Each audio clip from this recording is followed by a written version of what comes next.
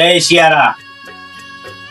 Maruti Nandan trader ચા વાળા દરજી અહીં ધાંગધ્રા ની અંદર હોલસેલ ના વેપારી છે, જેમાં હાર્દિક દિગામાં કરણભાઈ, વિશાલભાઈ અને દેવરાજભાઈ એમના દ્વારા 21,000 રૂપિયા આપી અને આ ક્રિયાનું તૈયાર કરવામાં આવેલ છે.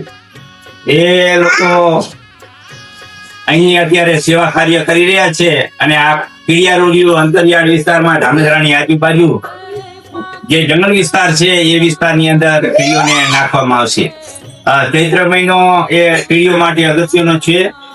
પૂરા ચૈત્ર મહિનાની અંદર કીડીઓ પોતાના ઘરની અંદર આ કીડિયારાનો સંગ્રહ કરે છે અને ચોમાસા દરમિયાન એ ખોરાક તરીકે ઉપયોગ કરે છે.